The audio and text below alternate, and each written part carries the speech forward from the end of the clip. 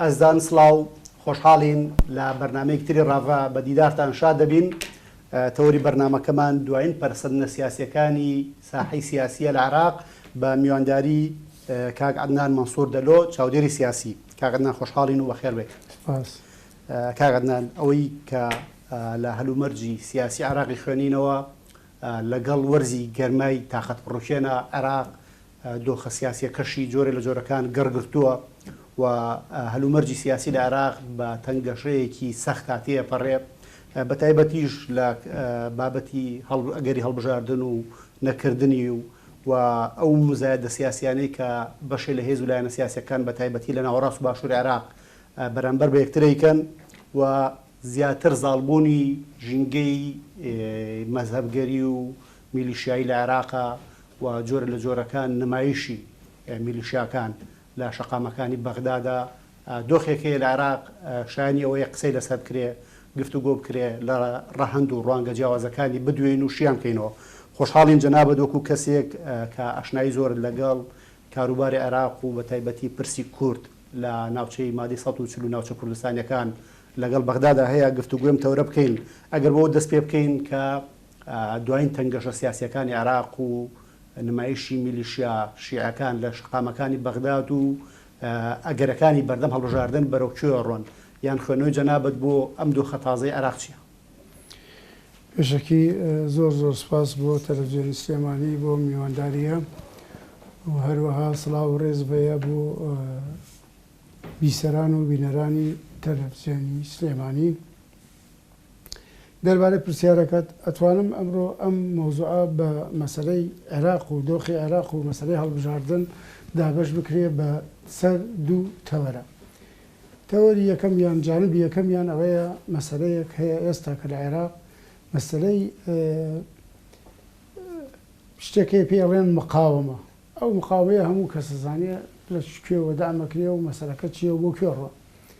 مەسەلەی ئەو هێزی مقاومە لە عێراقا کە پێک هاتووە لە زۆربەی زۆری میلیشیەکانی شیعە ئیتر بێ ناوهێنانی بڵێن فەسائیلەکانی کێوکێن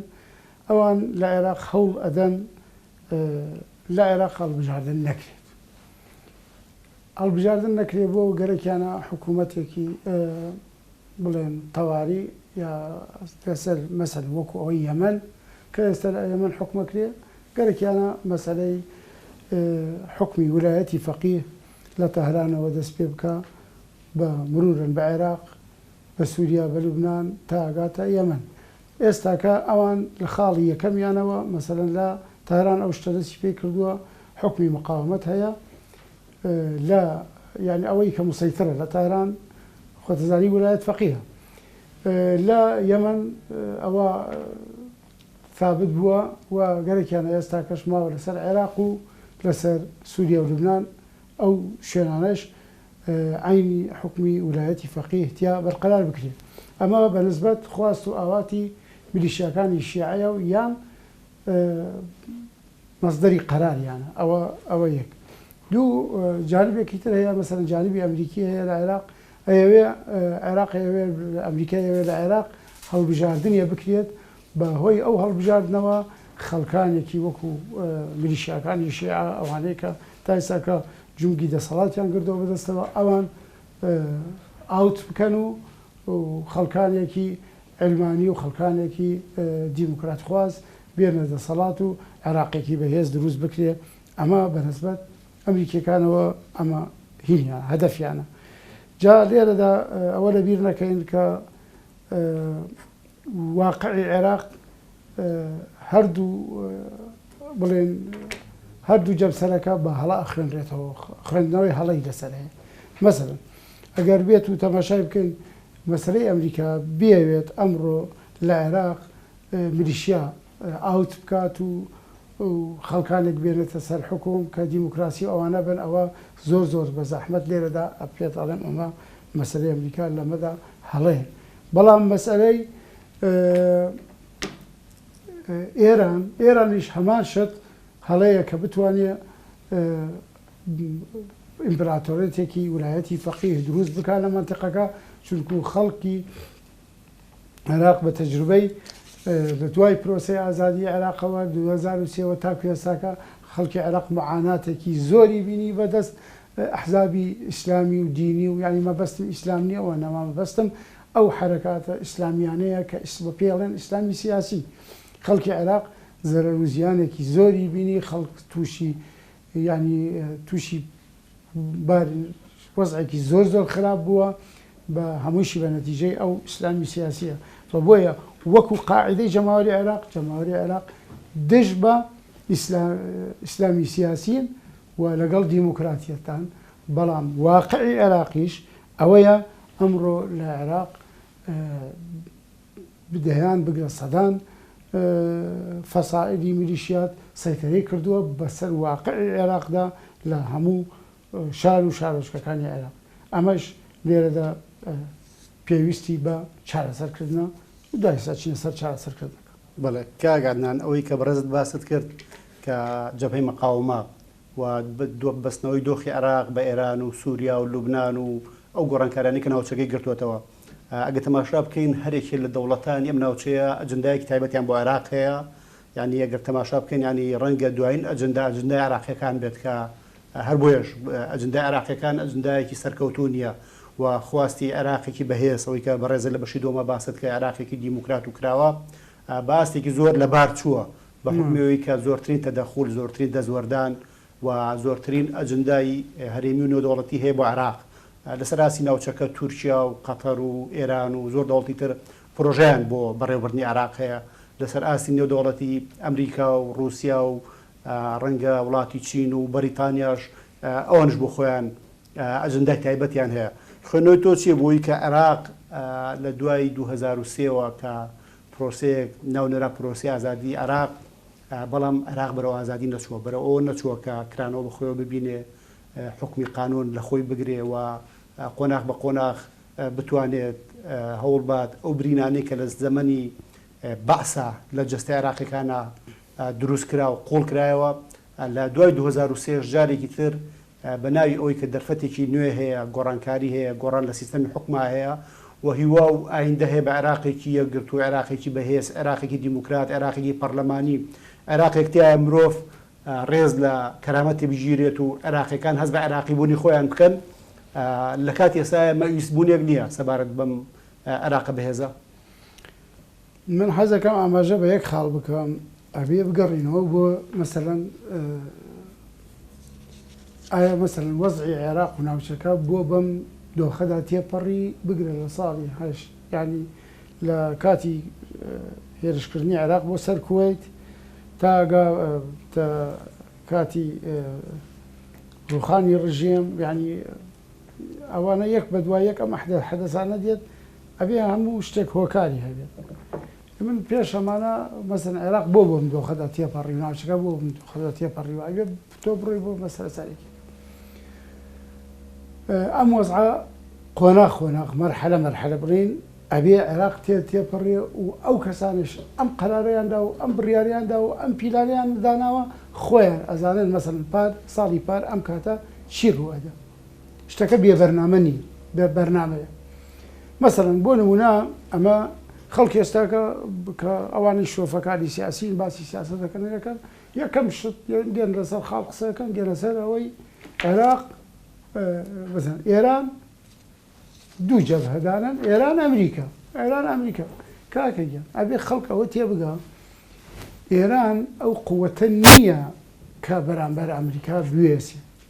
بەڵام بەرنامەی ئەمریکا وای کردووە کە تۆ ئەم هەموو ساڵە بە مەرحەلە جێبەجێ بەرنمەکەی خۆیان بکەن. ئەمریکا ئەوە نییە بڵێ پەلەیەتی وەکو ئێمە و بێت بڵێ ئێڵاوە ڕژێمی ئێرانە ڕوخێنم و وەزعەکە چاکەکەم واوە ئەوە نییە بەرنمەیەکیانەیە بەرنمەکەش بە قۆناغ تێ ئەپەڕێ. مەسەلەن بۆ نمونە کەس ناوی بریتانیا نایێرێ لە مۆزوع خۆ مەسەلەن خۆسە ئەساسی پیلانەکە و ئەساسی مەسەلەکان بریتانیایە هەموو خەڵکە زانێ ئەوەی کە لە سیاست بڕاتە پاشەوە ینی بگەڕێتە دواوە تۆزێ ئەزانێ مەسەلەی بازۆفت ئەوەی کە بەجنسی ئێرانی بوو بەجنسی بە وڵادە ئێرانی بوو بەجنسی بریتانی بوو ئەو ڕۆژنامە نووسەی کە کاتی سەدام ئەدام کرا ئەبێ بزانێت لەوێەوە ئێمە بریتانیا ئەم بەرنامەیدا ڕێشتووە کاتێک بە بازۆفتیان ئیدام کرد کە هەموو دەوڵەتەکەات لەسەر خەت لەگەڵ سەدامە بازۆفت ئەدام نەکرێت بەڵام بازۆفت ئەدام کرا کە بازۆفت ئەدام کرا ئەبێ ئەمان سەدام بڕوخێنن کە سەدامە ڕوخێنن ئەبێ بەدیریان هەبێ بەدیرەکە ئایا ئەوەیە مەسەرەن تۆ یەکسەر بێی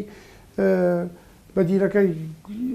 بەخماوەی ئەوەنە ڕۆژدا عێراق دابەش بکەیت و بۆ ئەمە ناکی ئەبێت تۆ واقع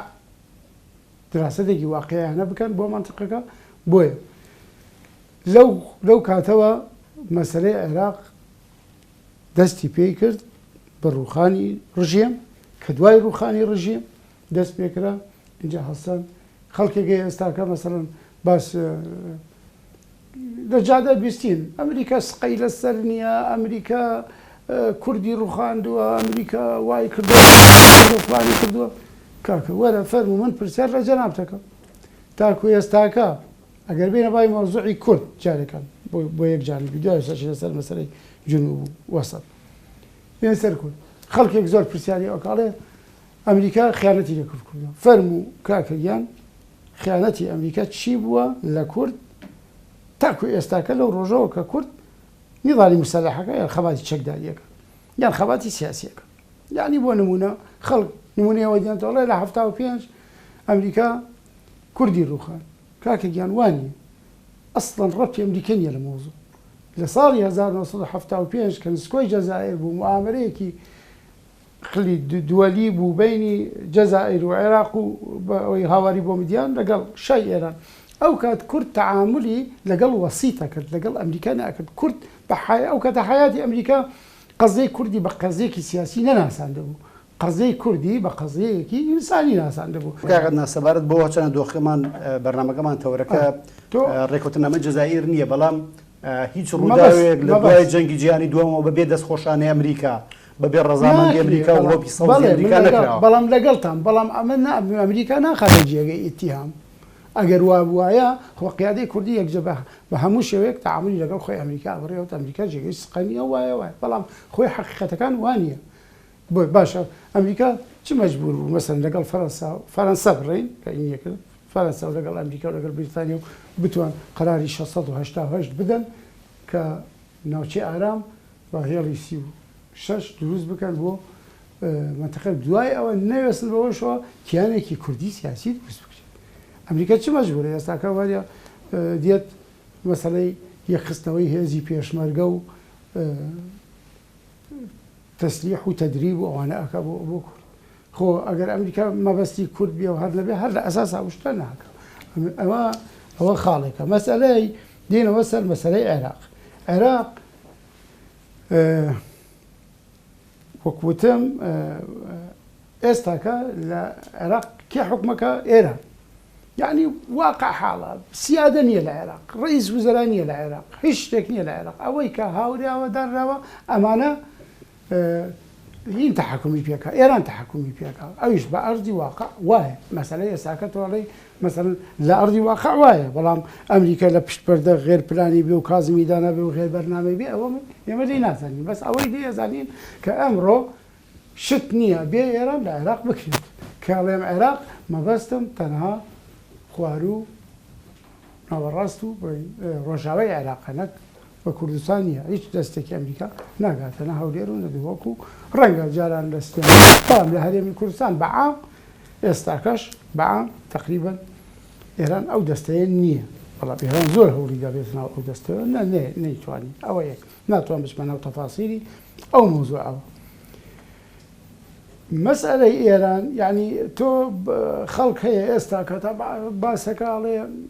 بەخوا ئەمریکا دەرەقەی عێراق نایە ئەمریکا دەرەقەی ئێران نایە ئێران ناڕوخێ ئێران هەمان ئەم قسانە گوێمان لێیە ئەگەر بگەڕێنەوە بۆ پێش 2023 لە 2002 بە تاعتید 2001 هەمان ئەم قسەمانە بیست هەمان ئەم قسانە ئەمان ئەبیست لە خەڵک کە باسی ئەویانە کرد ئەمریکا و هەندێکەڵێ ئەمریکا و عێراق ئەمریکا و ئێران درۆژن دەستیان بە یەکەوەیە ژێر بە ژێر ئەمانە خۆیان بەرنامەی خۆیانە کاکە ئەو هەمانە قسە یانوت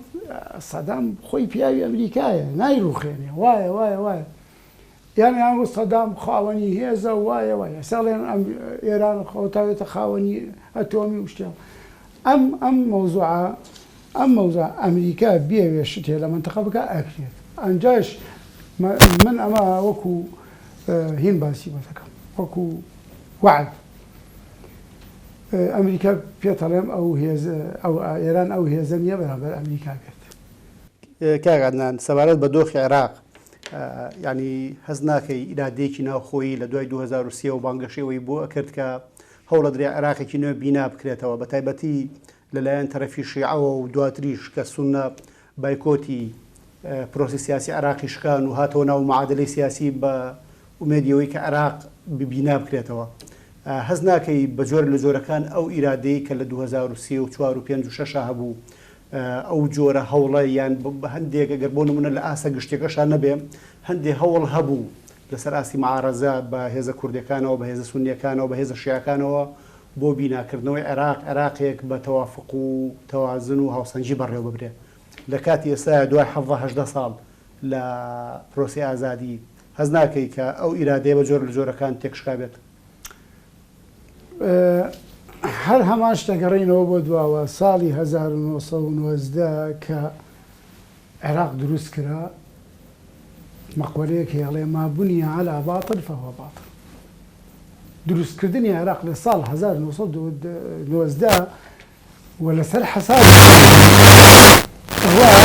شتێکی باتڵی تۆ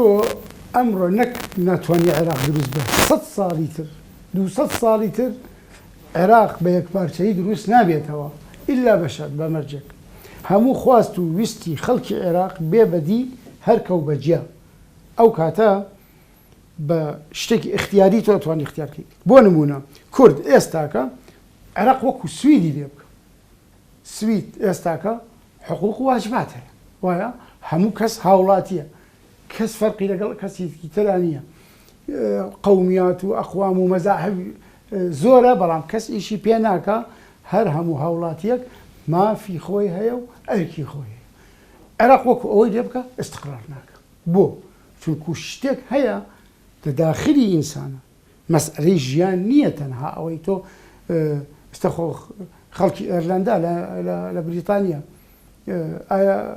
مرتاح نین خۆ هەر هەمان حقوق و واجباتیان هەیە کەچی ئێستا کەشەوانە لە هەوڵەدەن بۆ سەربەخۆی ئێرلندا خەڵکی کەتەلۆنیا تێگەی ئێستا کەتەلۆنیەکان هەوڵی چیەدەن هەوڵی ئەوەدەن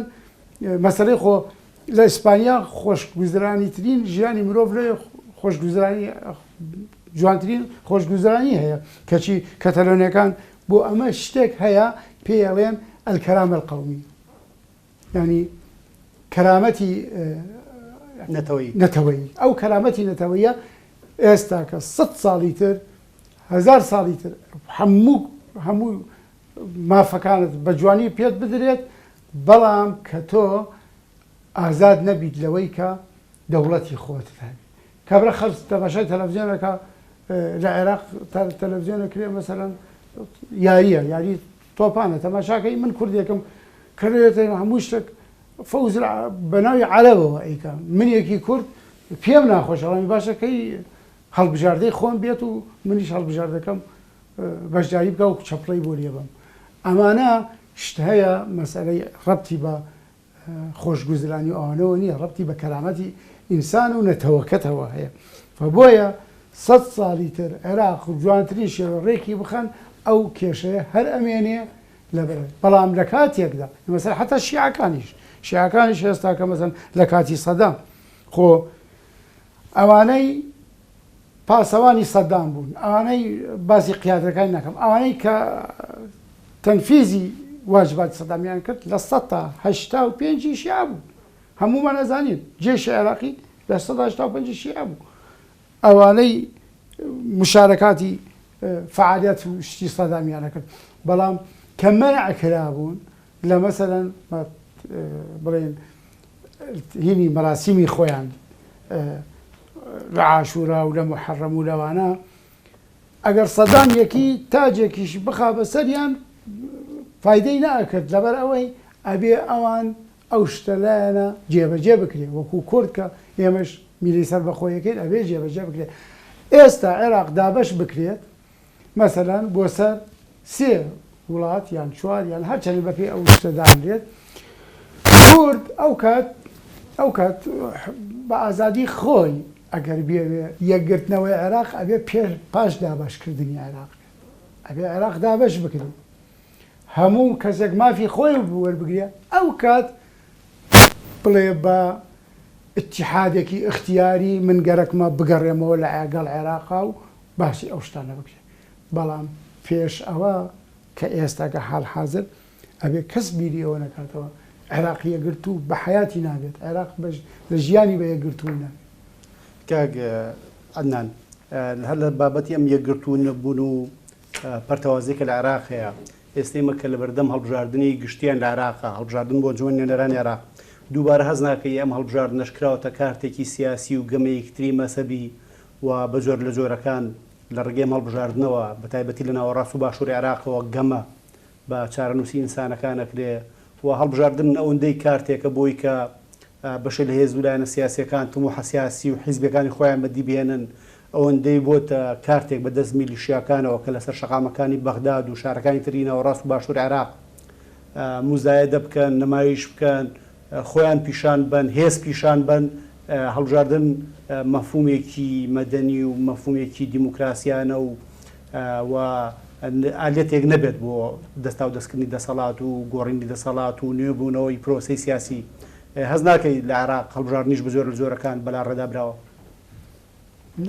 نەکار هەڵبژاردن لە عێراق کراوە بە سیاسی تەنانەت ئەو ئێستا کە کارەبا مەسەلەی کارەبا بە خەڵکەدەن کراوە بە سیاسی ئاو بە خەڵکەدەن کراوە بە سیاسی هەمووش لە عێراق کراوە بە سیاسی مەسەلەی دیموکراتیەت و هەڵبژاردن و ئەوە تەنها ناوێکە و نووسراوە بۆ مەسەلەی ینی بەکاردێت بۆ ئەوەی کە بڵێن لە عێراق یعنی شەرعیەتێک ئەدرێ بەوەی کە دێتە حکوم بە ڕێگەی دیموکراسیەت هاتۆتە حکوم دەنە لە عێراق دیموکراسیەت نییە دیموکراسیەت و چەک لەکوێ هاتووە ئەوە شتێکە هینە ینی دوورە لە یەکتری بەڵام مەسئلەی لە عێراق من پێتەڵێم ئەگەر هەروەکو دوێنێش بلارسخارد باس ئەوەی کرد ئێمە لەگەڵ هەڵبژاردننی لە عێراق بەڵام ئەگەر هەڵبژاردنێکی نەزیه نەبێ عێراق بەرەو داڕمان و داڕوخانێک ئەڕوا ئەوان کە قسەکان ئەزانن لەکوێوە دێن و قسەکانیان لەکوێوەیە جا مەسەلەی کێتەوە هەر کە پرسیارەکە بڵێ لە عێراق هەڵبژاردننی لە گەورەترین سیاسی لە عێراق پرسیارەکە بڵێ ئایا هەڵبژاردن لە عێراق نەزیه ئەبێت بە شێوەیەکی پاک ئەڕوا بەڕێوە بێگومان شتی وانە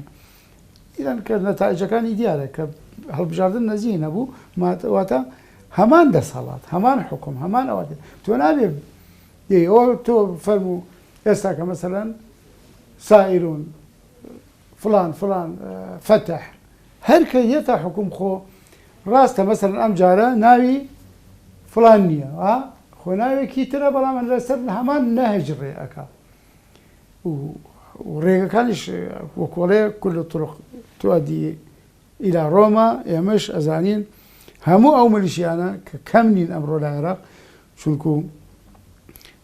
خەڵکەیە ئەڵێ تۆ تەماشای ئەو کۆمەڵە خەڵکە مەکە لە ساحەی تەحریر و ئەوانە هینەکەن خۆ پیشاندانەکەن ئەوە بە هەموو عێراق بزانیت یا بڵێ ئەوە ڕەئی هەموو عێراقە حیاتی ڕەئی هەموو عێراق نییە مەسەر 82 ملیۆن کەس بوو 2 ملیۆنی هاتە ساحە تەحریر ڕژێمی مبارەکیان ڕووخان وا بوو ڕاست بەڵام ئەوانەی وا ئێستا لەوێن خەڵکی زۆر جیاوازە لەگەڵ خەڵکی مەسرە خەڵکی مەسر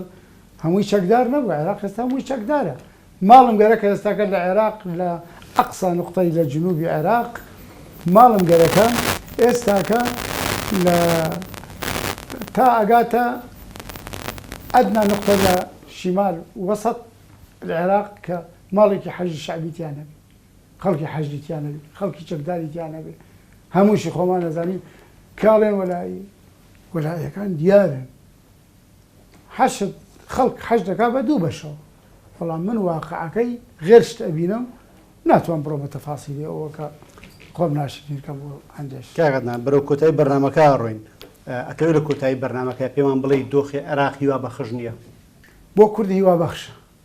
بۆ ئەوانەی حەزیان لە یەک پارچەی خاکی عێراق هیوا بەخش نییە بۆ ئەوان بەڵام بۆ ئێمەی کورد هیوا بەخش دەستان خۆش بێ کاغدنان مەنسوور دەلۆ چاودێری سیاسی خۆشحاڵ بووین لە بەرنامی ڕاوا ئامادە بوویت دەستان خۆش بێ ئازیزان تا ڕاوەکردنێکی تر تا پرسێکی تر بەخواتان ئەسپێرین و خواتان لەگەڵ بێت